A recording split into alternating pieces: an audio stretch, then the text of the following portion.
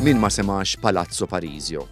L-istudju ta' Federica Agius iffoka fuq ir-ridekorazzjoni ta' dan il-palazz fil-kuntest tal-bidu u r-realizzazzjoni tiegħu. Mill-istudju ħareġ kif l-arkitett Taljan Carlo Sada wetta x-xewqat tal-patrun tiegħu Giuseppe Scicluna li ried l-iktar bini privat impressjonanti u lussuż f'Malta fil-bidu tas-seklu 20.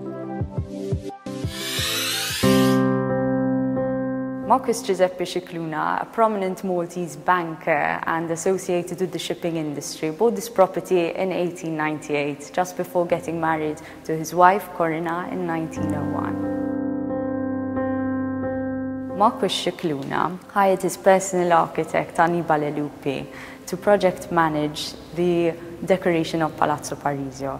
He then employed Carlo Sada, who was a prominent Italian architect working mainly in Sicily, to design the whole palace and to design each room in a specific eclectic style, to design the stucco, the painting, the decoration, the furniture as well, so that we have a whole product of eclecticism and progressive eclecticism, because he also included the modern Liberty style in a room downstairs.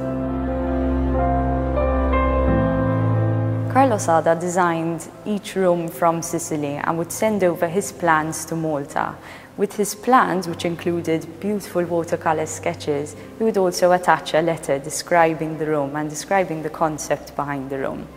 Now, for this room, the ballroom, obviously aimed at entertaining and holding lavish parties, he mentions specifically the mirrors, that the mirrors are there are 6 mirrors in the room, to highlight and to heighten the movement, so that there's a beautiful effect whilst people are dancing.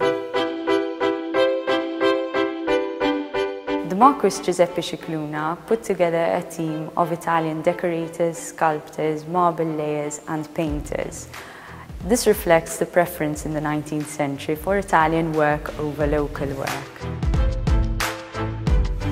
The painting program was divided between 2 Italian artists, Filippo Venuti and Giacomo Olzai, who worked in Palazzo Parisio at separate times. The decoration in stucco was again divided between 2 Italian sculptors, Vincenzo Cardona, who was more of a decorator, and Giulio Moschetti, who was a great sculptor, worked extensively in Malta as well as Cardona, and they both collaborated on other separate projects.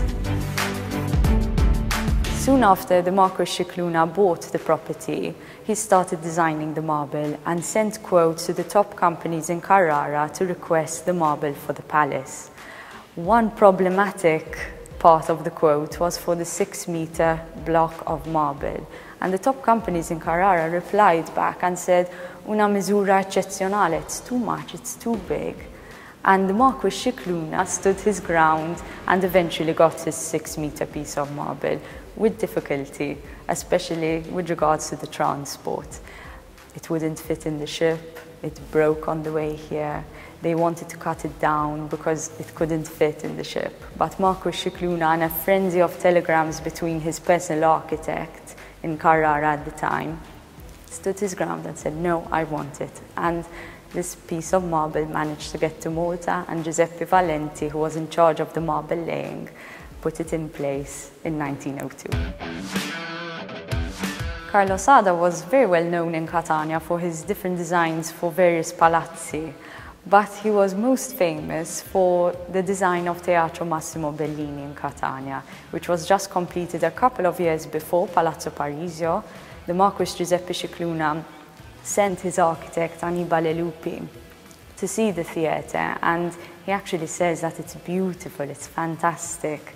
And the same worker, Giulio Moschetti, working in Palazzo Parisio, also worked in Teatro Massimo Bellini with Carlo Sada. So that was probably the work that the Marcus Scicluna got to know the architect by. Carrying out research on Palazzo Parisio for my master's and my BA was a lot of fun because not a lot was known about it. It included reading letters from the Scicluna archives. None of the Marcus Scicluna's letters survive, but the replies to his letters survive. So in one instance, the Marquis is obviously feeling a bit worried about this project. Is it too lavish? And Annibale Lupi sends him a letter, don't worry, he puts his mind at rest.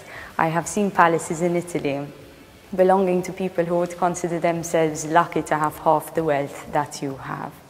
And the result, Carlo Sada's designs that were found in Catania for this palace, plus the letters of the archives, plus stylistic analysis, helped put together the story of Palazzo Parisio and the program of works for the palace and its gardens.